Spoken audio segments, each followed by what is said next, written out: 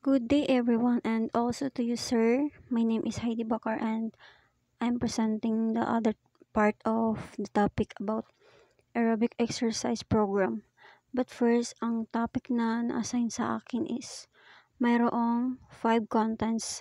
So, first is benefits.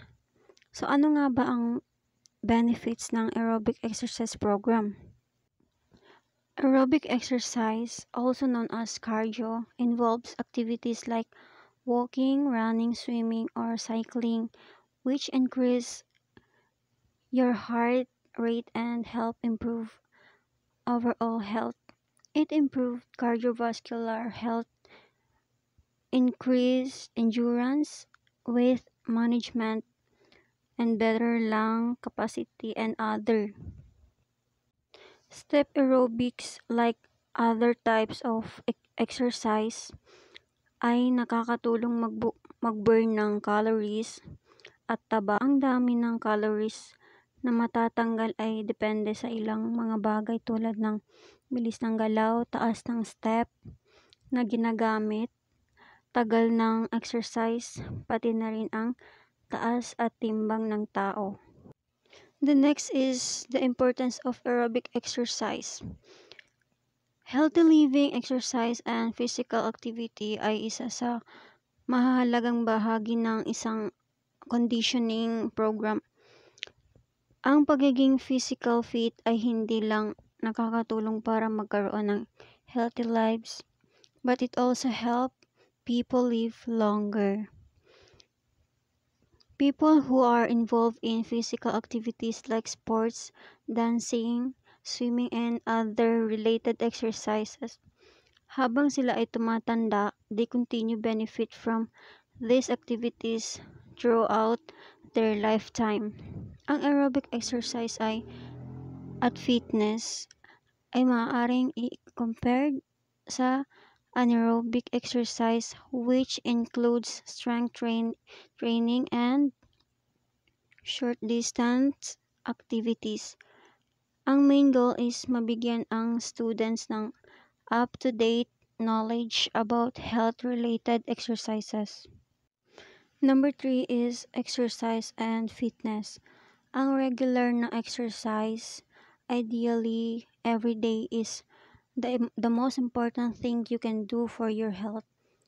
Nakakatulong ito upang kontrolin ang iyong ganang kumain, improve your mood, at mapaganda ang iyong tulog.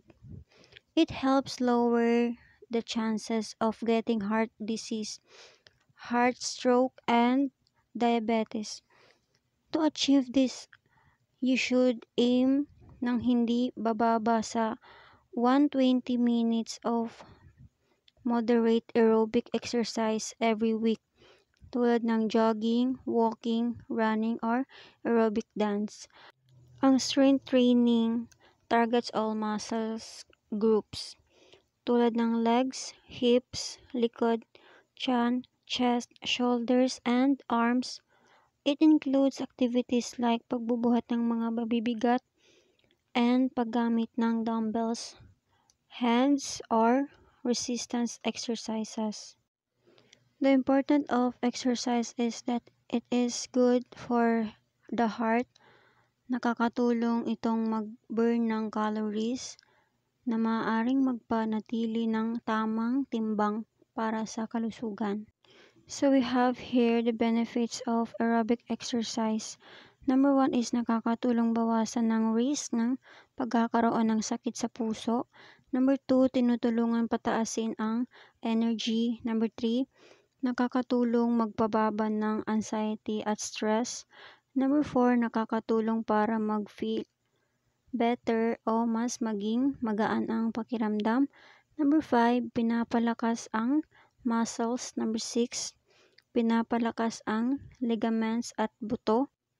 Number 7 is pinapabuti ang body figure. Number 8, tinutulungang panatilihin ang kalusugan ng katawan.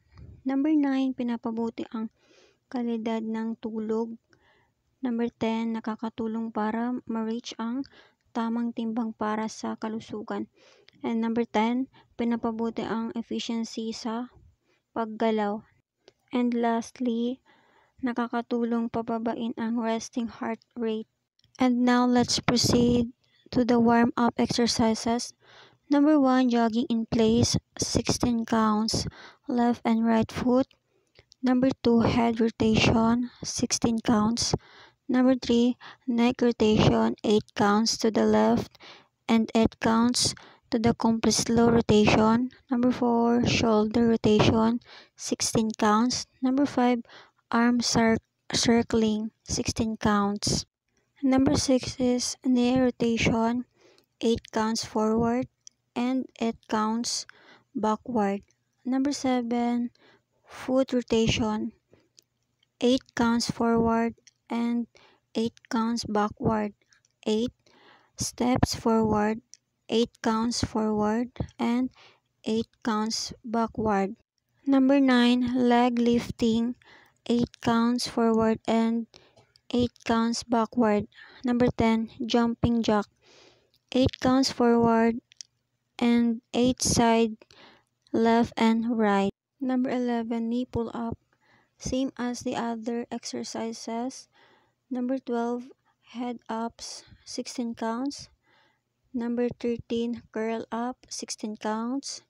Number 14, bear hug, 16 counts, starting from left. So, yun yung mga examples ng warm-up exercises, and alam ko na very familiar ang mga exercises na ito sa atin kasi minsan or madalas din natin ito ginagawa, lalo na pag may activities sa school. And that's all. Thank you.